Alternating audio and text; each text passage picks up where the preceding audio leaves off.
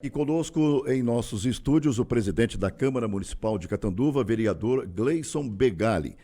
Na semana passada, presidente, a Câmara aprovou projetos que já se tornaram leis, né, para a reestruturação de cargos no Legislativo catanduvense. Primeiramente, muito bom dia, obrigado por ter aceitado o nosso convite.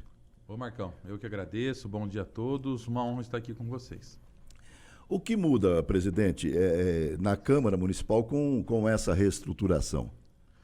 Olha, o passo mais importante é a preparação da casa para um melhor atendimento à população, oferecer melhores ferramentas, né, permitir uma modernização dos trabalhos da Câmara. Fizemos aí algumas separações das áreas legislativa, da área administrativa, porque o nosso regimento ainda era muito antigo, né? As leis que compunham ali o quadro da Câmara, as funções que eram determinadas nas leis anteriores já não condiziam mais com a realidade hoje vivenciada pela Câmara Municipal. Os cargos foram sofrendo, aliás, as funções, né, foram sofrendo alterações no decorrer do tempo e a lei foi ficando sempre a mesma.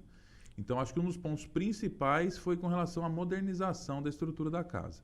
Agora, nós tivemos também uma redução de 8 cargos, né, dos cargos que eram de livre nomeação, aqueles cargos que os vereadores podem nomear, sendo de confiança. Então, nós reduzimos em 8 cargos, esses cargos em livre nomeação, e abrimos espaço também agora para a realização de concursos públicos, abrindo espaço para uma...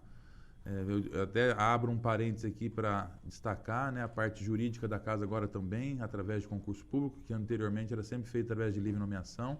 Então agora vão ser com cargos de carreira, além de vários outros cargos que serão providos aí através de concurso público que pretendemos realizar ainda este ano. Presidente, o senhor percebeu, sentiu alguma resistência por parte dos vereadores para essas mudanças, essa reestruturação, ou tudo correu normalmente? Marcão, essa reestruturação já era uma luta que eu vinha tratando já desde o ano passado, quando nós contratamos a FIP para realizar o estudo, uma vez que a casa já sofre com interpelações perante o Ministério Público e a Justiça já recorrentemente, então era uma necessidade. Entretanto, sempre há, né, as questões políticas a serem abordadas, não há como se esquivar disso, né, faz parte do processo. Mas houve sim várias movimentações favoráveis, contrárias, ponderações, né, ajustes, até que conseguimos encontrar um denominador comum e aí então, graças a Deus, conseguimos a aprovação na última terça-feira, possibilitando aí à casa todas essas melhorias que eu já elenquei preteritamente. A gente percebia há alguns tempos atrás que o que vinha, inclusive, criando mais rumor, inclusive, era com relação à nomeação dos assessores, né, que era de competência dos vereadores. Agora, a partir dessa reestruturação, isso passa a ser feito através de concurso. Não. A questão você se refere aos assessores de gabinete? Isso. Os 26, dois para cada vereador? Exatamente. Não, Marcão. Na verdade, os assessores eles permaneceram da forma como estavam, de livre nomeação. Existe se arrasta ainda na justiça essa questão sobre os assessores, né? Há um processo em andamento, foi julgado em primeira, foi julgado em segunda. Esse processo ele entrou num rito lá de repercussão geral, ou seja, com outras cidades que discutiam o mesmo tema. Houve uma determinação do Tribunal de Justiça do Estado de São Paulo e a Câmara Municipal levou até o Supremo. Meses atrás, levou até o Supremo, para o Supremo, de fato, definir o que, de fato, vai acontecer com os 26. Então, ainda está em litígio, está em discussão essa situação. Abre-se também, mais uma vez aqui, aspas, não é algo de agora, dessa legislatura, já é algo que se arrasta já de legislaturas anteriores. O que nós fizemos com relação aos cargos foi mudar as nomenclaturas e as atribuições, deixando os cargos de fato dentro do que a Constituição determina para que se seja criados cargos de livre nomeação, com cargo de chefia, enfim, com todas aquelas prerrogativas, inclusive baseado na legislação da Assembleia Legislativa do Estado de São Paulo, mas ainda a gente aguarda uma definição do Supremo agora, já tem até inclusive o ministro já está definido, que é o que vai julgar essa situação toda, para que aí sim a gente possa saber o que de fato vai acontecer. Essa reestruturação, ela foi acordada entre Judiciário, Tribunal de Contas e também o Legislativo? Não, não existe esse... Eu falo com relação à reestruturação. Não existe esse tipo de, vamos dizer assim, de conversa entre os poderes nesse sentido. Interferência, né? digamos. Não existe. O que existe é a atuação de cada parte, né, frente àquilo que lhe cabe. Por exemplo, o Tribunal de Contas aponta aquilo que ele julga incoerente ou incorreto nas contas que ele analisa anualmente. E aí, então, ele pode dar favorável ou não, né? Ou seja, aprovar ou reprovar as contas. Nós tivemos aí algumas situações que demonstraram alguns pontos que eram importantes para o Tribunal de Contas, que foi inclusive margem para a reprovação de algumas contas anteriores à minha. E dentre elas, a maior parte já havia sido corrigida nessa minha legislatura. Por exemplo, pagamento de horas extras foi elencado. Eu não paguei nenhuma hora extra, tanto ano passado quanto esse, já nem zero. Havia também a questão do número de cargos em comissão elevado. Agora, com essa reestruturação, nós reduzimos o número de cargos, né, em 8 cargos. Questão também de empenhos para viagens, que era feito posterior, agora só pode ser feito mediante prévia autorização da presidência da casa, com documentação comprovando para onde que se vai, o que se vai fazer. Enfim, já havia uma série de situações. A questão também do pagamento dos 30%, que era pago esse adicional para os assessores e também os da casa participarem das sessões legislativas, extras e tudo mais também. Agora, com essa reestruturação, já foi sanado esse problema. Então, eu falo assim, o Tribunal de Contas apontava reiteradamente esses pontos que não eram corrigidos. E agora a gente está vendo que a casa está tomando um caminho aí para atender. Já com relação à Justiça, ela atua quando ela é acionada, que foi às vezes em que o Ministério Público detectava também pontos e através desses apontamentos ele entrava com ações perante a Justiça e aí sim transcorria os processos, né? O que a gente responde hoje, na minha legislatura, eu não tive nenhum problema com o Ministério Público. Ele fez alguns questionamentos, mas todos ele se satisfez com as respostas que nós lhe enviamos. Não tive nenhum processo até agora, graças a Deus. E o que vem caminhando é com relação aos assessores, que está em última instância aí para ser julgado. Que deve ser julgado pelo Supremo, né? Será, porque já está, inclusive já está definido aí o ministro.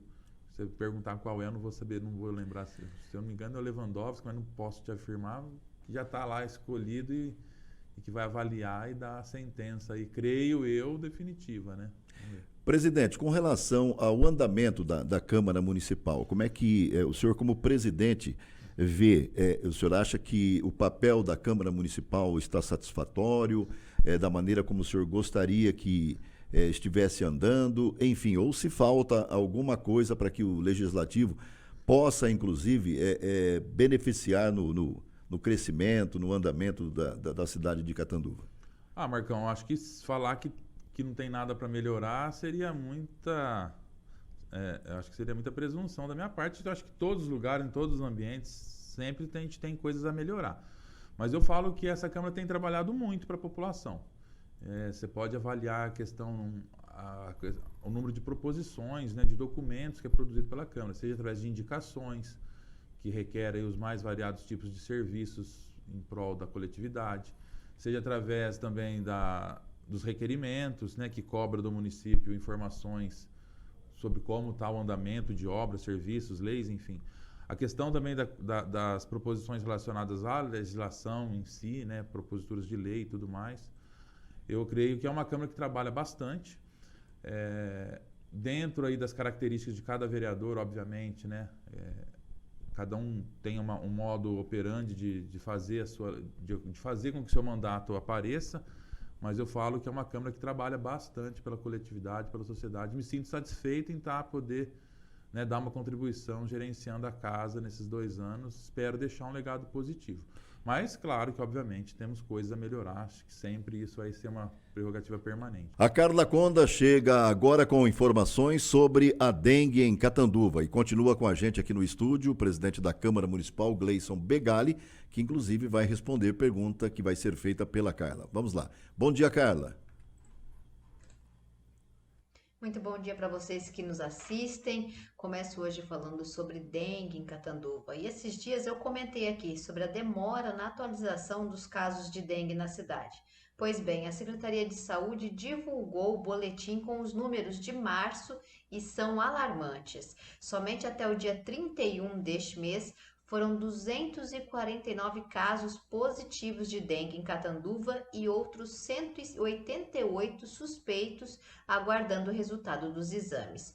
Um aumento de mais de 300% se comparado ao mesmo período do ano passado. É hora já da Prefeitura iniciar medidas mais intensivas de conscientização, ampliar os bloqueios nos bairros e já preparar a possibilidade de passar o veneno pelas ruas, evitando assim uma disparada nos casos e uma possível epidemia.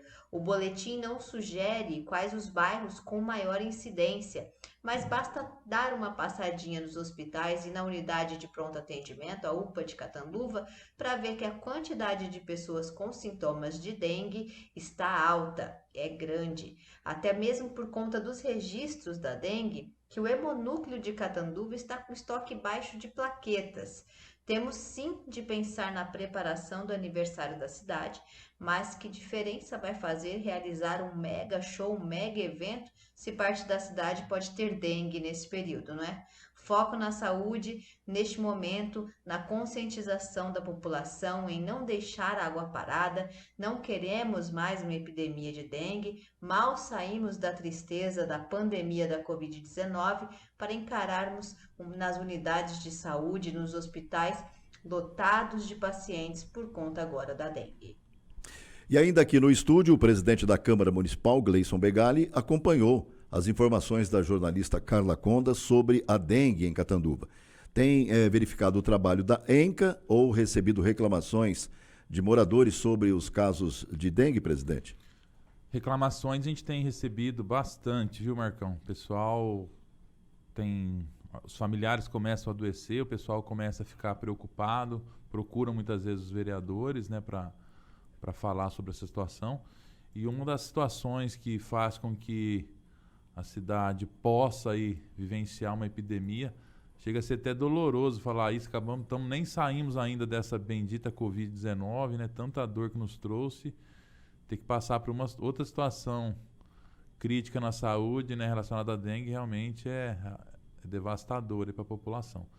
Mas a gente precisaria cuidar um pouquinho mais aí, né, da zeladoria do município, muito mato alto, muito lugar sem cuidado, umas praças nossas aí estão precisando de atendimento, muito terreno sujo também, e com isso acaba se, né, criando, né, os famosos criadouros, porque para a água, né, chove, fica as pocinhas d'água. A gente sabe que um copinho de água já é suficiente para proliferar aí muitas larvas, e com isso aumenta os casos e faz com que tenhamos aí iminentemente uma possibilidade de nova epidemia de dengue. Se o senhor ainda não falou, não conversou com o prefeito, Padre Oswaldo, a respeito dessa situação, o senhor vai fazê-lo? Certamente, Marcão. Ainda não conversei com o Padre Oswaldo. Aliás, tenho falado muito pouco com o Padre Oswaldo, né, ultimamente. Mas é prerrogativa da Câmara Municipal cobrar, né, o Executivo, não só o prefeito, como também os secretários, para que possamos aí estabelecer. Acho que, em virtude, inclusive, dessas informações trazidas aí pela Carla, convocar aí o secretário de saúde ou o responsável pelo ENCA para ir até a Câmara para nos posicionar sobre os trabalhos realizados, o que tem sido feito, quais os planejamentos estabelecidos a curto prazo, para que a gente possa não vivenciar uma nova crise. Eu lembro, inclusive, que nós tivemos uma audiência pública da saúde meses atrás, e lá foi estabelecido, foi nos informado o LIRA, né, que é o índice lá que mede no momento, né, a quantidade de larvas, enfim, a possibilidade de crescimento. E naquela época eu ainda indaguei o responsável pelo setor a questão de, a curto prazo, né, médio prazo, aquela época, a médio prazo, a gente poder vivenciar uma nova epidemia e, segundo eles, já haviam sido tomadas medidas para se evitar. Mas não é o que a gente tem observado aí pelos números e pelo feedback que a gente tem recebido da população. Então, acho que cabe uma atuação mais enérgica, mais efetiva, para que a gente não chegue a vivenciar dias complicados aí relacionados à saúde pública, que já sofre demais, né? Muito bem, agradecemos a participação do presidente da Câmara Municipal, Gleison Begali, aqui no J7 Notícias, e fica sempre aberto aqui o microfone para que você possa falar com a população. Marcão, eu que agradeço a oportunidade, aliás, toda a equipe, a Carla também, né, que nos acompanha aí, e dizer que estamos à disposição, Câmara de Catanduva, Casa do Povo, sempre aberto para as informações necessárias, e parabenizar vocês aqui pelo trabalho de excelência, levando informação aí para a coletividade. Desejo muito sucesso aí para o J7, que vocês tenham uma carreira aí muito próspera para o FICUA e para levar informação de qualidade para a nossa cidade. Muito obrigado pela participação do presidente. Lembrando que amanhã, às 5h30, tem sessão na Câmara Municipal de Catanduva. Amanhã, às 17h30, sessão ordinária.